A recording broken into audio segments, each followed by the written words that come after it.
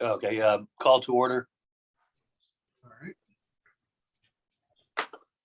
Approval of minutes. I'll put these up on the screen for everyone. So give me 2 seconds and we'll pop them up there for you. There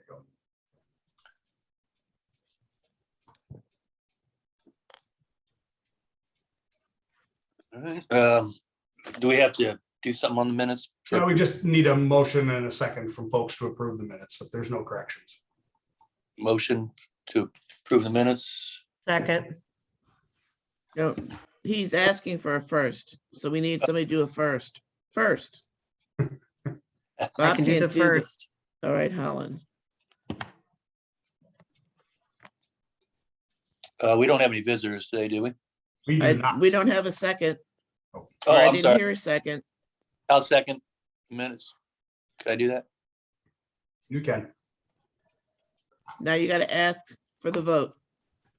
All approve or all, what do you say? All in favor, say aye. All in favor. Aye. Aye. Aye. Do I abstain since I wasn't there? You don't No, have to, Angel. That's fine. No. Okay. Yeah. Okay, old business. Mr. Chair, it's not old business, but I just wanted to, Oh. just real quick, our streetscape, we noticed that, and I'm going to put this up on screen so you can all see it here. The winter, there it is, the winter banners, these ones here that you see on the screen, because of the new poles we just put in down with the streetscape project down by Novel Neighbor, we did not order enough in whatever year we did that, 18 or 19. So we need to order 12 more. You have budget room to do it. I don't think there's any reason not to do it, but I just wanted to bring it up to make sure there was no objections to making sure the new poles have the same banners. All the other seasons have enough banners. It was just this winter banner series didn't have enough for the new poles. So We don't need to take a vote on that, do we? you don't. I'm just looking for, has anyone got a real problem with? Yeah, let's go ahead and order the other 12. I don't know who does that, but I do. So we've got all the information. We'll take care of it. So. all right, perfect. Okay, was that not old business or what? That was old business. I was putting it Oh, in the okay. streetscape, just it's one thing that came up last week after we did the agenda. So Okay. Okay, then new business. it's budget time. And so I will share my screen again. We are heading into budget season. So not this meeting, but at the next meeting, we need to finalize the district's recommendations to the council for its budget. So I'm going to pull up a screen and you will all get this by email. I wanted to walk through it so we could talk and then have Fran share it with you all. This is the budget for Old Orchard right here. You can all see it on the screen, lots of colors. I like to make things colorful so that it's not just black and white, but what we have here are your expenses and your revenues.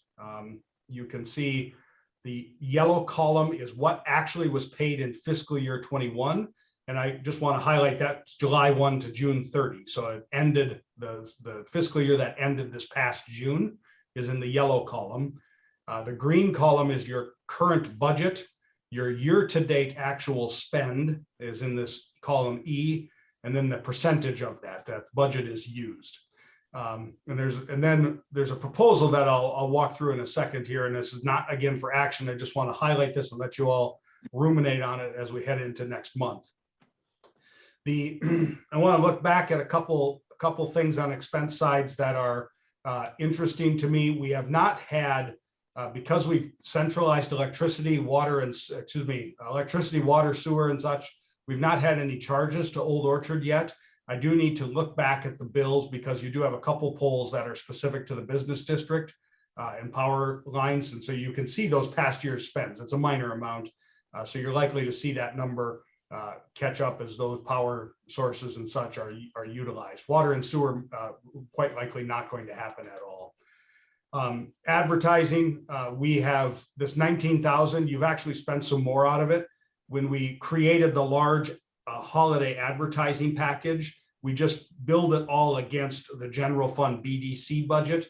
Now, literally this past week, we have started to move the monies to the appropriate business district. So we've split the bill up, for the percentages that each business district puts in. All three of you put money into the holiday marketing mix for advertising. And then, of course, other advertising you do that is specific to Old Orchard comes from this line item as well. Mr. Barr has called me with an issue on his lighting, and so I wanted to highlight this number right here, the 17,000 in fiscal year 21. That is the purchase order to Stribe for the facade lighting that goes on the Christmas lights on top of the buildings. We'll use that term. That is actually that 17,000, while expensed in 2021, you have 14,000 of that available and open in this year. So, just to answer John Barr's question, his lights are blinking on and off in the building at times. That's because when they installed them, they didn't put a ground fault washer in. So moisture gets in the light in the socket and causes the trip. And so we now have all those washers we need to have all the lights. They'll take them up, put a washer in, put the lights back in. Strive will be there to do that, but that's all going to be paid out of the 17,000, which actually looks like an expense from last year. But that's called an encumbrance, and we can hold things over a year. What I can't do is take that 2021 spending and hold it over to 2023. So I'll explain that when we get to the proposed budget. And then facade beautification, we have added 5,500 in this year's budget. We have not spent anything for that for facade grants or such. So when we look at the budget in terms of expenses, this proposal line that I put in for you all to look at, I don't have any major changes of really major note. I do professional services, which is our friend Fran, her portion of her contract. I did bump up just a little, anticipating a possible increase. No indications of that, Fran. You don't have to answer those questions, but it's simply I want to make budget room for you. Advertising a slight bump up because I do expect cost of advertising to increase over the year. Contract construction, again, that lighting, what happens there at the end of this fiscal year, that 14,000, whatever's not as spent, will fall into your savings. You have your own fund here at the city. And so that 14,000 will return to the savings. What I'm proposing is to reopen, following all of our accounting rules, a new purchase order for 12,000. So you have money, or adding to the budget, I should say, you have money available to continue lighting in 2023. We just need to go through this reapproval process, let the money close and then reopen it and such. On revenue side, down here in the purple lines, your largest revenue is property tax, followed by business licenses, and then you have some other income. You're going to notice, you're probably going to ask me, what are these big negative transfers here? And that is the amount of money that goes to, and I'll blow this up so everyone doesn't have to squint there. Maybe that helps. These other funding financing sources, these transfers right here, this money that leaves your account pays the parks business district staff that does all the beautification and such, and it goes into the general fund to pay for the flower pots and money of the thing, the staffing and the salaries around that. So we don't know the estimate number for this coming year for that. We in finance have to run our calculation and make sure that the amount of money that we would say we would transfer from Old Orchard meets all of Old Orchard's needs, but also doesn't end up becoming Old Orchard subsidizing the general fund to meet with state law. The two things I wanted to point out on your revenue side is property taxes. This year, the budget is for $20,000, which 35,000 is what you received in 2021. I'm going to stop the share and flip over to another file here real quick and pull up. Here we are. All right. So property taxes. Let's share this back again. So this is your 5-year trend on property taxes. You can see, so the blue is our budget. You can disregard the purple. That means the amended budget. It's the same number. The orange are the actuals. For some reason, this budget, your property tax is at $20,000. It's going to come well in over $25,000. I mean, the amount of property value in your district is going to push that up. So, in past years, you've had 35,000, 35,000, 42,000 in 2020. 2021 was 35,000. There's no reason to not expect 35,000 again along the way.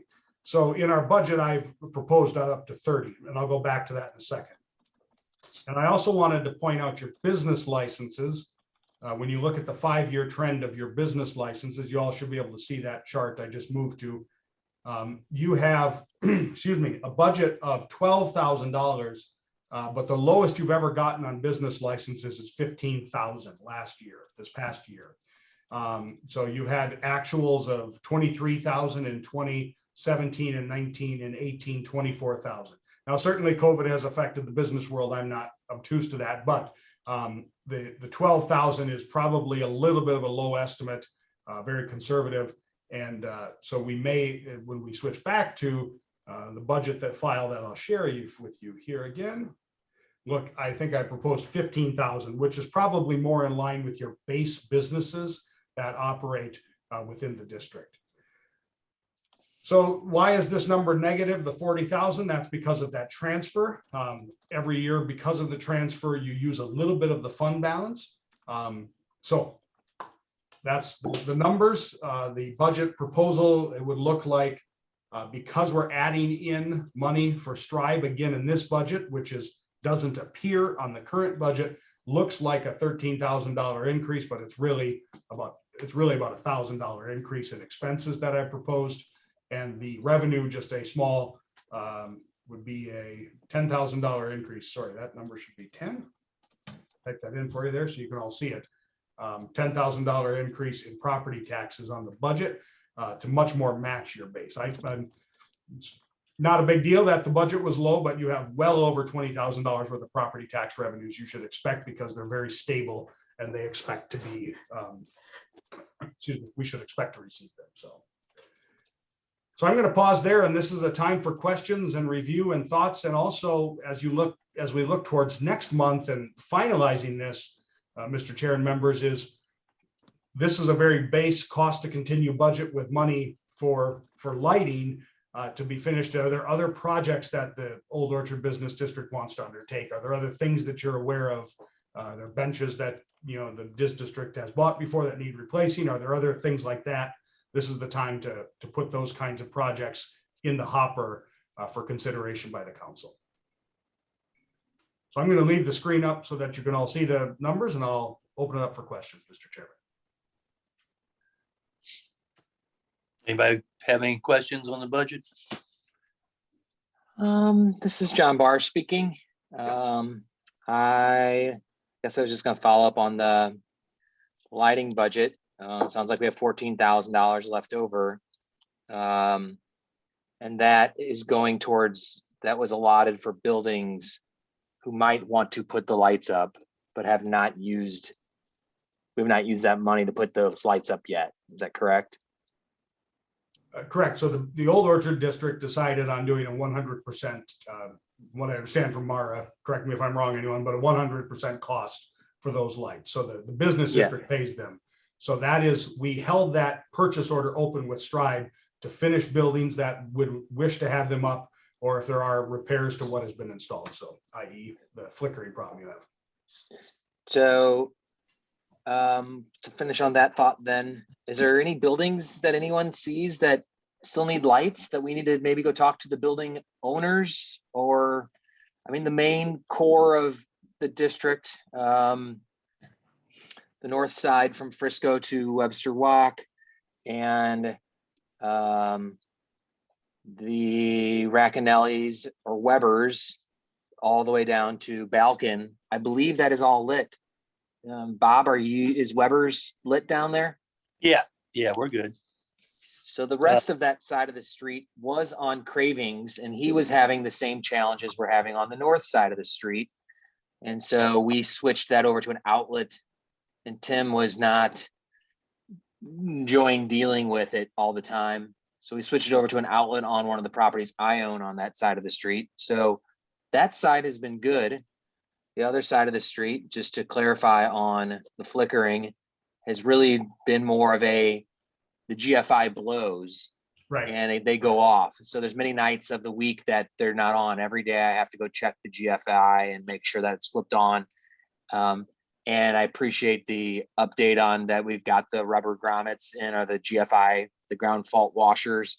It's funny, I just happened to be in the Hub bike shop, and the guy from State Farm next door came in and goes, "Hey, well, I was just up there working on it, and I think I've got them back on." And I was just standing there doing some shopping at Christmas, and I go, "Are you guys dealing with your lights?" And so we kind of laughed and commiserated for a little bit, and I actually learned a little bit because they're dealing with the same thing, and it sounds like we have a solution down the road here eventually when Stribe can get to it. Yes, so when I talked to Strive, they're hoping this week to be able to reach out to property owners and schedule time to be in the buildings. So Awesome news. I once again, every day I go check because I try to keep the lights on, especially through the holidays. I wanted them on every night. But the lights that are running off my property really run all the way from Webster Walk all the way to Frisco. Is there any other lights in the district that 14,000 leaving it open is even needed for? I mean, I guess there's no hurt in leaving it open, but I feel like, I guess there's a lot more between Frisco and Novel Neighbor. I went and kind of recruited and solicited all the buildings are in that core of the block there. I guess I'm wondering, do we need to go solicit others and get more lights up and use up some of that budget? Hey, John, what I would like to put them on my building and your building down the alley. I mean, maybe give it some light at night, so it's not like a alley in the, dark I place hear where you. hide out. I hear you. So let's This is Angel. I can't remember, but I don't know if we did this or not, but Mara and I talked, and it was a long time ago, about making sure our building is completely done, because I think it's only partially, and it looks kind of funny that it's not. I'll check tonight and get back to you on that. But if you, and I'll also look down at the wellness center, which is across from Novel Neighbor, and see if, I mean, that's more of a house trim style with that building, but I mean, we don't care. We'd be happy to have it all the way down there, because that would be across from Hollins. So that's absolutely fine with us. I don't think you'd see it. I just have to make sure you're not going to see, you shouldn't see them, or they shouldn't shine lower if, at all, because it's an apartment upstairs. So that's the only concern, I guess, is how bright that would be, even for the neighboring apartment would be the consideration. So let me go down and look, but if that's all right, you have permission to do that too. So what is that process? One other question real quick. What about the Old Orchard Shopping Center that I'm in now? Like, do we have lights outside of there? Because that park's really dark. Like lately, like McDonald's been closed. Like McDonald's signs that only light on that whole street there, and it's pretty dark when people are going out to their cars around. I mean, just when there's not a lot of college kids, but like if Starbucks isn't having lights on, like they haven't had any on last like 2 or 3 days, they've been closing early. It's it's just pitch black parking lot. So I didn't know if the shopping center or would be a candidate for lights or anything. they're I in think the that's- district, so yeah. That's probably Webster University though, right? I mean, It is a Webster U property. That's correct. So they're in the district. So I don't know what you've done with that in the past in terms of a Webster project or a property, excuse me. I really didn't do much with them because I just moved in there right when we started, after this project had already been approved and started. I was more thinking about like my old building, not this one. So Steve, does that building have lights, Christmas lights on it, or have the string lights on them? I'll check tonight. I don't think so. When I get off work. I don't think they do though. There's actually quite a few between Murdoch and Dale that don't have lights. So whose responsibility is that to go get them? And maybe the tenants, we approach the tenants, or different people approach them and say, hey, you can have free lights on your building to help beautify the street. And the more beautiful it is, the more people come to the street, the better your businesses do, the higher you can charge for rent, the more your properties worth. I mean, it's kind of the general trail of how that should flow. I'm not nominating myself, so I'm just I'm putting it out there. So I'm not trying to hop in and this conversation is good and we should have it.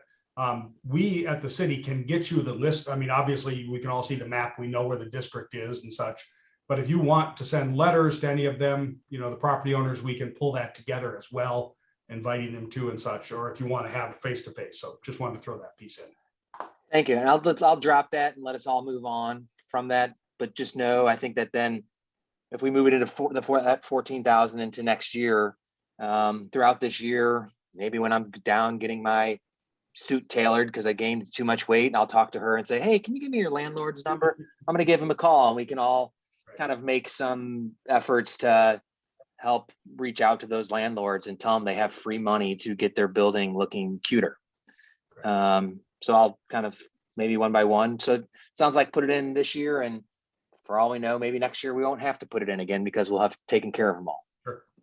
Yeah, I don't think it hurts to leave it in, right? Yeah. Okay. Okay, anything else on budget? Did we have another project? I feel like we brought up another project for next year we'd had talked about in the fall. Was there something else we'd talked about?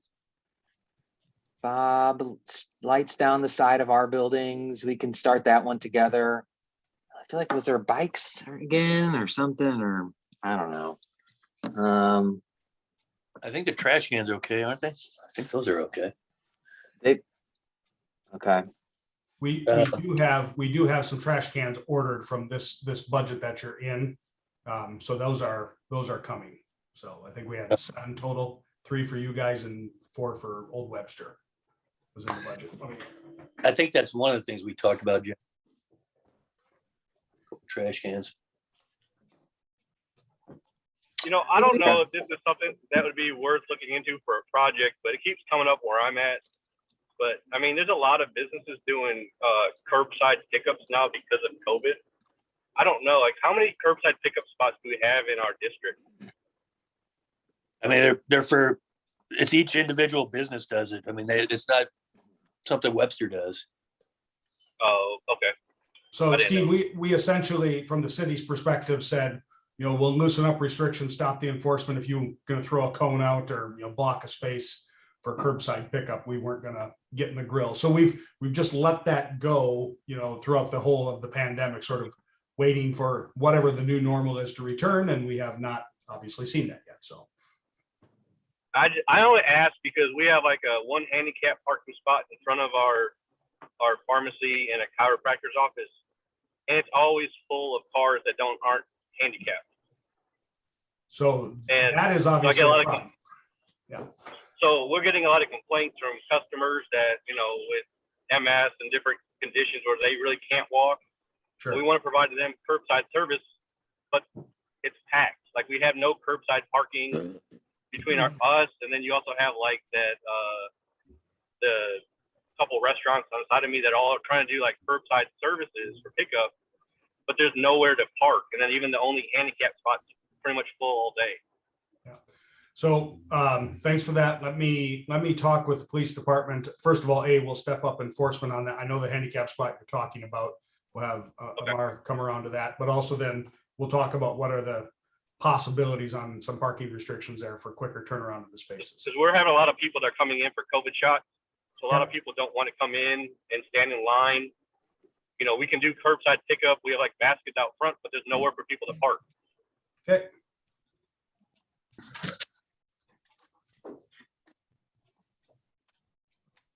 All right, well, should we move on from budget discussions to BVDC update? So just Sure. just real quick, Chairman, and so to close out the budget conversation, if there are, so next meeting we'll need to finalize what your recommendation is to go into the city manager to then go to council, obviously. So if there are other projects, you can always shoot Fran and I or Bob an email, but come the next meeting, we'll need to pencil that out, put some monies in the right spot and what we're looking for. And I should hopefully have a better estimate for you on the fund transfer amount from your fund. So, Real quick question in reference to the trash cans. When we decided to purchase those, are those kind of covering down, going down further? Do we need to consider more? I don't remember where we decided to place what we've ordered. It's a great question because I don't know either. So that was one of those I was going to ask Mara. They're ordered and they should be here within a couple weeks. So Okay, that might be one of those things to consider for later if we need to go further down towards Holland and whatever. I'll ask Mara where they were going to put them. So where Thank had you. talked about it. Okay, so that covers budget. Everybody, anybody else? We'll email that out to everyone so you all have a copy of the file. Okay, and BDC update. Well, the BDC didn't meet in December, and that's fine. We did have the business roundtable. I think we have met since then, maybe not, but the business roundtable was a good success. We had good participation from around the area. Steve, I know, was there, and really good information. A couple things that we talked about at the business roundtable that I do want to highlight. There is a business survey that's ready. I expect that this week or early next, it's going to finally be on the street. Just waiting for some final amounts of feedback from members. So this is, it's a pretty exhaustive survey. It's a lot of questions, but it's, you don't have to answer them all, but it's really meant to be like a downtown needs analysis and assessment as well. So what are the things that are helping to drive business? What are your hindrances? It's going to boil right down to, how do you market and what's your marketing mix and such like that. So that'll be on the street, and we encourage folks to take up and do that, and encourage your fellow business owners to do it. It'll be electronic. It's not paper, so you can just roll through it on SurveyMonkey and keep moving. Also, the Federal American Rescue Plan funds, that ARP, we call it, the American Rescue Plan, the Balancing Act will be out later today or tomorrow, one of the two, just waiting on some final things on that. And I'm going to pull it up real quick so you can all see this.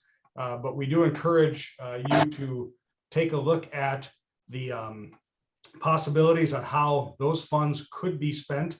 This is what Balancing Act looks like. We have $4.6 million we've received. We have over 30 ideas that we've also received on how the money could be spent and used. Some of them we've condensed multiple ideas into one sort of like group. But what this does is let you go through, and I'll just pick one here, investing in business. Let's say you wanted to create a small business micro grant fund, and you believe that we should spend much more than 100,000. You can just sit here and you hit the plus button and you keep adding money to it to get to 300,000. But you do not want to, you don't want to fund a program for capital. So you want to get rid of money there. You hit the minus button and you take away 100,000. And that will move your slider. And so ultimately, it has citizens and business owners and those participating will have to balance the budget for the American Rescue Plan. So meaning you can't spend more than 4.6 million. The point of this is to have anyone who does it go through the same outcomes and the same process that the council has to go through on where do we spend money? What's more valuable, A or B, especially when you place them side by side? Where do we put $4.6 million to help our community overall? So that will be, y'all get a link on that again later today or tomorrow when we finalize the one thing that's left on that. So those are the things from the BDC to give an update on. Fran, did I miss anything on their plate? Nope. Okay, and city update. City update, I'll turn to Councilmember Smith. Mara didn't have any major news for us on business openings and such, but I do expect that business license letters, so your business license and things like that, those letters will be going out from City Hall within the next couple of weeks. So you'll be getting renewal notices from us. Also, we are looking ahead to the budget season here. So we've started to see lots of conversations about budget coming up. We have launched, and Councilmember Smith, I'll leave him to talk about whatever he wishes, but we have gotten to a 5-year plan fiscally that does show some real concerns in the city's general fund. And those are publicly posted on the website. I'm not going to go through the whole presentation with you, But there are some strategic decisions that will be needed from council in terms of the city general fund operations. Just namely, our pace of growth of our costs as far outpaces the pace of our revenue that comes in. Business owners, you all know that's an unsustainable path. And so as the city, we are certainly dealing with that structural deficit. But to add to that point, the city is also looking ahead to the elections in April. We have Prop U will be on the ballot. This is the local use tax. And I'm going to have this on the agenda in February for you all to review and to know exactly what it is. And we're really kicking off this month on the educational campaign. The local use tax is the online sales tax. So businesses, Amazon's not always a great example because they've started to collect the tax preemptively. But because the legislature has acted, the state of Missouri will now begin to collect its part of the use tax, and the Webster Groves residents have the choice whether or not to implement that use tax. When we look at retailers, oh, sorry for that, let me take that down. When we look at retailers across the city, we see many of them that would be competing with online sales tax. I think of our Blue Dahlia design just down a little bit in the Old Orchard area. Interior designers that we had a great chamber meeting there, and they have, they're going to sell, they want to sell that couch. They want to sell an end table. Wayfair competes with them in a way, maybe not the same market all the time, but they do have online sales that will compete with them. The online seller can avoid the taxation into that is going to happen for Webster Groves residents buying locally. So an unfair playing field for local businesses, but also definitely a revenue need for the city.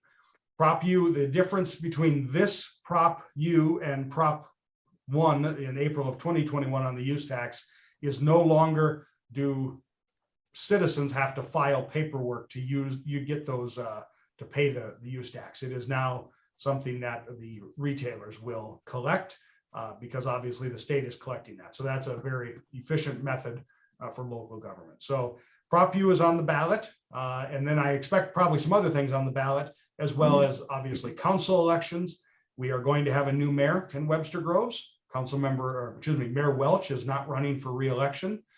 So we have two folks facing off for the office of mayor, and then three seats on the council for election, two incumbents, Councilmember Bliss, Councilmember Franklin running for re-election, and then four other persons, for those three seats total. So everyone knows about elections. We all know this, but everyone runs for the seat. So there's not one seat that belongs to a certain person and such. So the top three vote getters will be elected to council. Of course, the top one vote getter in April will be elected mayor. So I'll stop there. And Councilmember Smith, anything you wanted to add that I missed up on? No, Eric, it was for your update was complete and accurate.